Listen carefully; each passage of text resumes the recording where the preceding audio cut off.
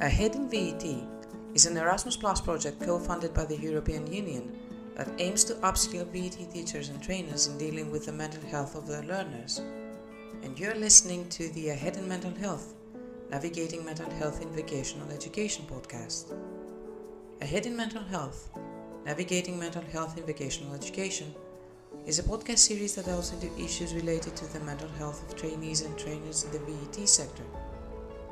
Experts in the field of mental health in the VET sector will be sharing their experience and expertise, allowing us to gain a better understanding of the mental health topic. Thank you for joining us and enjoy. I am Lydia Vakula, Project Manager representing Excelia in the project consortium. Joining us today is the third speaker of the series, Cristina Pucci, a psychologist who is now working as an educator in a social cooperative that helps children and adults with different kinds of needs and disabilities.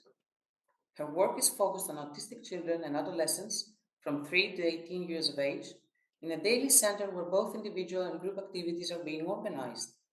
She has also been involved in different projects that promote accessibility of cultural heritage to people with cognitive disabilities and is currently studying to become a psychomotricist. So thank you very much, Cristina, for being with us today.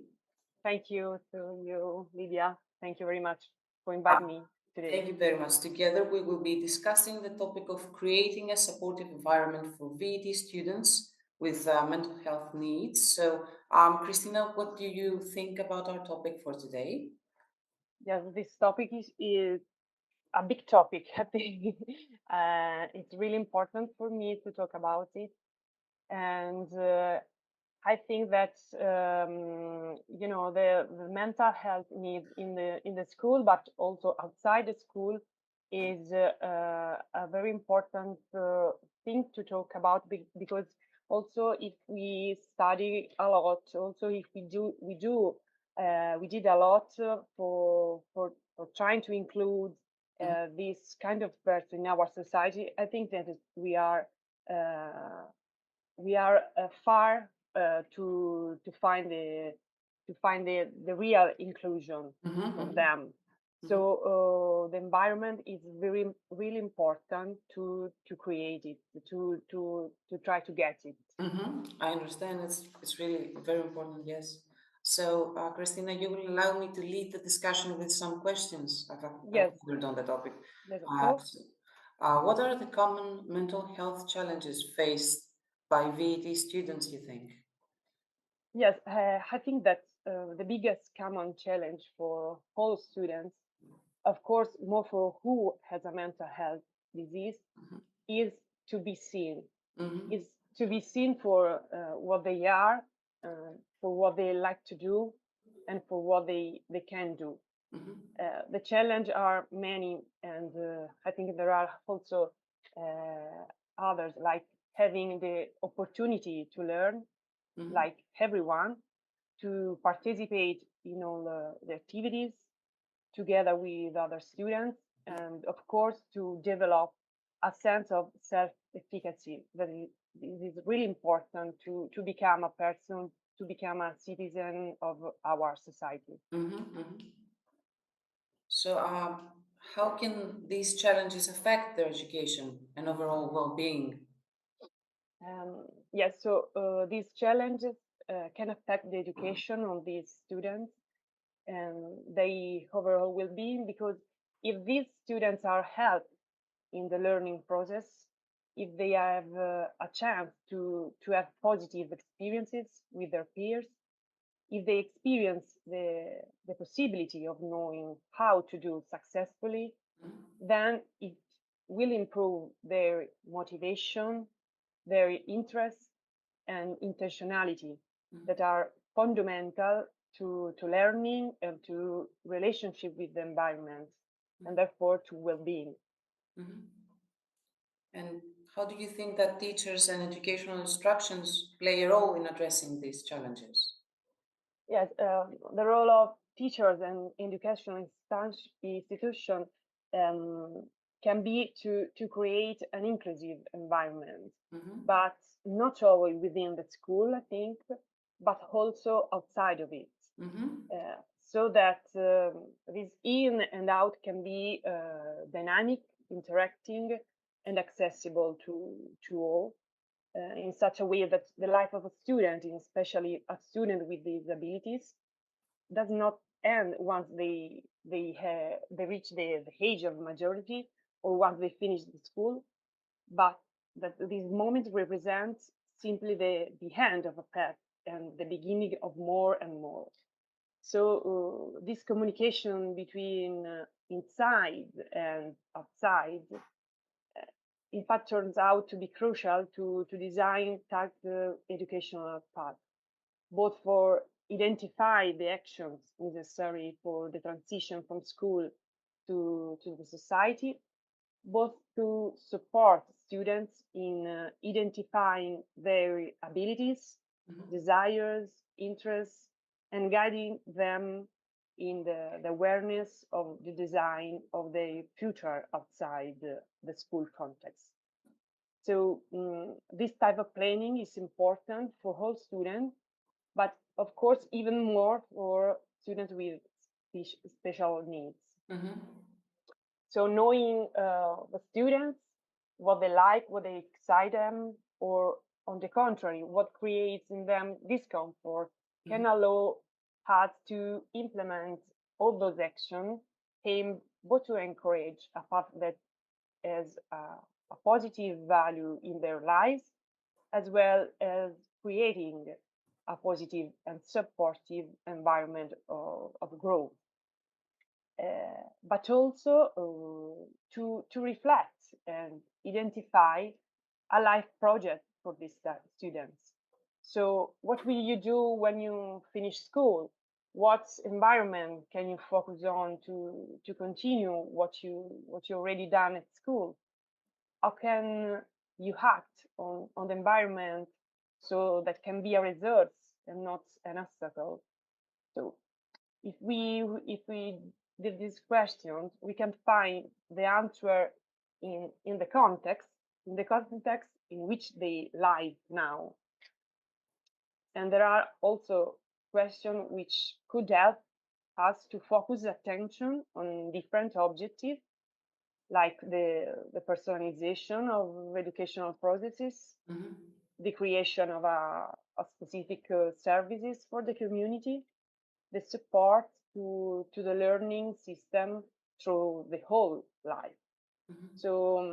So I think identify what positively or negatively affects students during their school career allows us to pay attention and to implement actions into at building a positive learning environment Mm-hmm. for now and also for the future.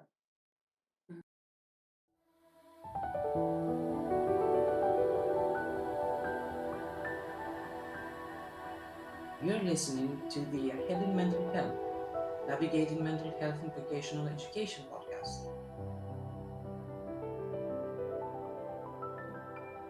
Very, very insightful. Um, Expanding a bit our topic in more detail, Yeah. how can a supportive environment in VT be defined exactly, do you think?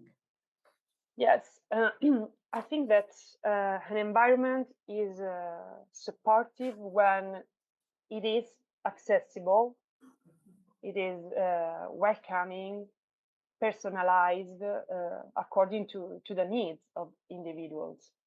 An example of this, I work, as you said before, with autistic people, and I often meet children with acoustic hypersensitivity.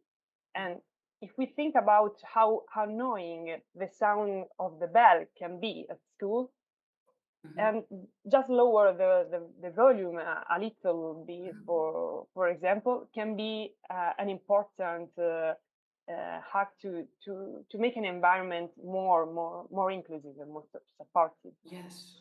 So the environment is supportive when it is flexible, when it change according to the needs and the strengths of the students, and when only when we can listen them and observe each student that we have with us. In general, what steps can teachers and educational institutions, apart from finding out what they could change, in more depth, what steps could they take to create a supportive environment for VET students with mental health needs?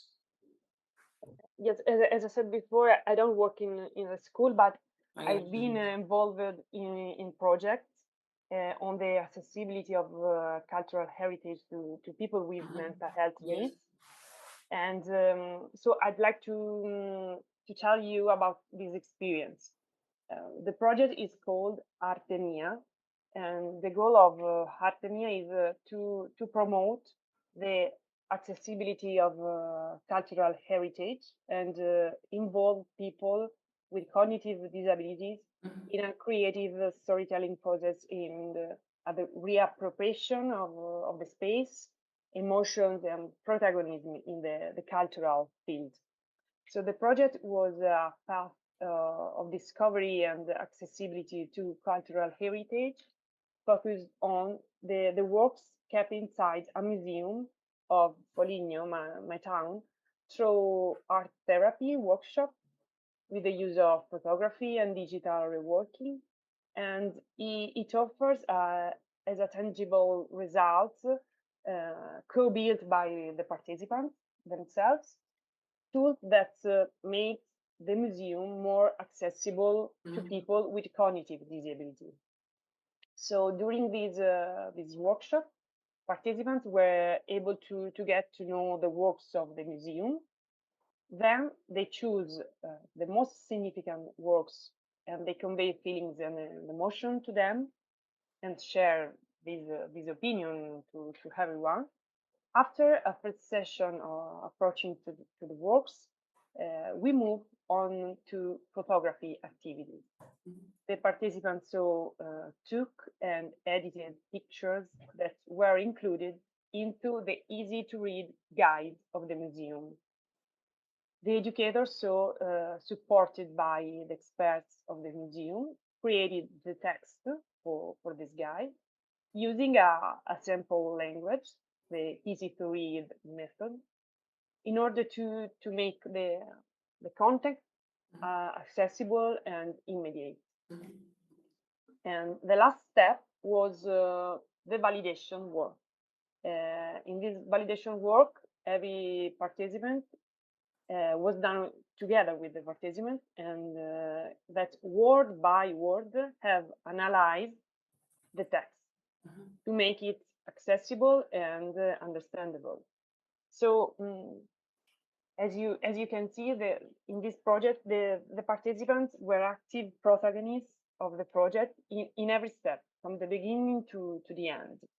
And they had the opportunity to go out, to go to leave the museum in a different way, to leave a place of the city in a different way, to play with art, to get involved, to share emotion, and this improved their motivation, their interest, their participation. Mhm. So I think that this can be an example of a supportive environment where different contexts of education and cultural context have come come together, Mhm. and it works. Yes, So yes, yes, it exactly. works very well. Well, I understand, and we have established that you do not work in schools, in VET schools, but your opinion is very valuable in that department from your work. Do you have something to share about how teachers could incorporate mental health into their curriculum and teaching practices? Yes. If I think of this project that I already told to you, and if I ask me how can we adapt this kind of projects at school. Mm-hmm. So I was thinking about the school trip, the moment of the school trip when the students go out to from the school and go to visit something and go to a mall a short trip in another city, I don't know. So the school trip could represent a particularly important element for experimenting outside the school environment. And what is an environment of daily life and autonomy? So in this case, I think that it's fundamental, the work of teachers in general, the whole school context. So that this moment is careful, prepared, thought, and made accessible to all students, paying attention to the peculiarities of each of them and pay attention to the characteristics of the context in which to go, and always remembering such output can be significant and experienced with a positive value from all students. In general, I think that interacting with the territory outside school helps students to develop a wide range of skills, such as communication, collaboration, problem solving, critical thinking, but mainly also autonomy of movement and thought within of the various environments that we visit. That's very interesting. Indeed, it would offer a great opportunity for this.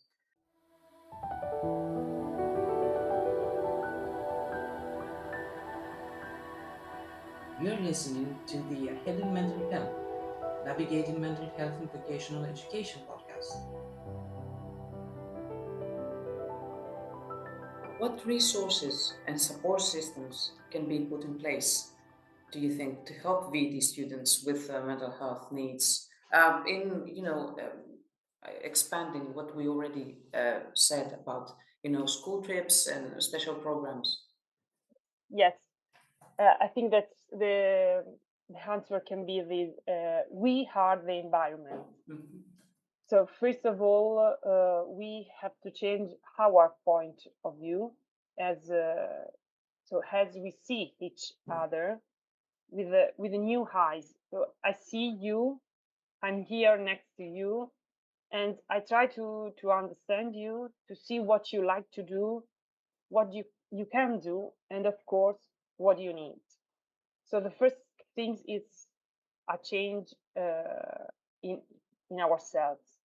To do this, we need a change within us, educators, teachers, and to do this, we must be aware of how much we can do. So study, study, study, study. In the environment, there are also other students. If we help them to understand that those with disabilities actually, like someone says before me, has not disabilities but different abilities. Yes. So the other students, the group of peers, can become a great resource for them, for all of us. So the importance of the relationship with others, the importance to be to be part of a group, to feel useful, to feel effective. These are many results that we can support, and we can that can help us to do our work. I see. So building on this, as a summary, what are some of the barriers in the end to accessing these resources and accommodations, and how can they be overcome, in your opinion? Yes, of course, the barriers to accessing these resources can be many. They can be economical, structural, social, cultural. But as I said before, we cannot wait for money to come to do something. We cannot wait the change the laws or I don't know. So each of us can do something now. This is really important to remember.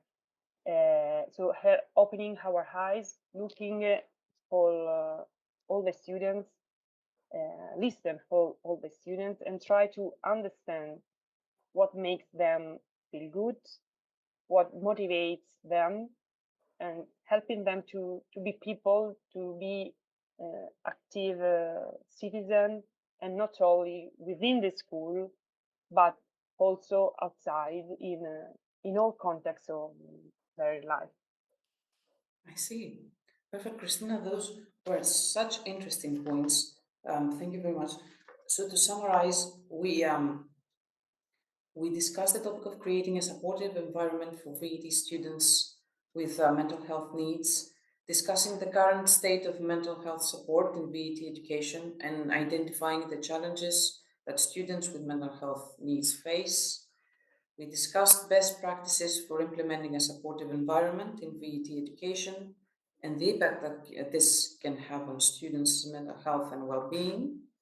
And finally, the role of resources and accommodation in supporting VET students with mental health needs. At this point, I would like to thank you very, very much for helping me Thank you. discuss this topic. Thank you. It was a precious experience.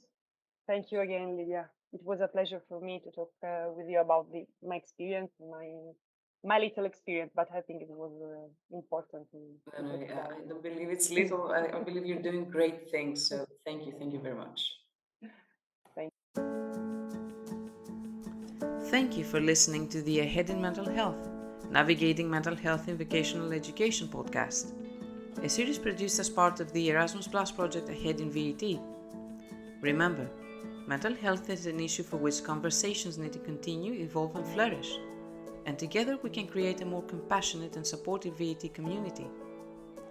For more information about the project, feel free to check out our project channels and follow us on Facebook, Instagram, Twitter and LinkedIn. Find out more on our website www.aheadinvet.com.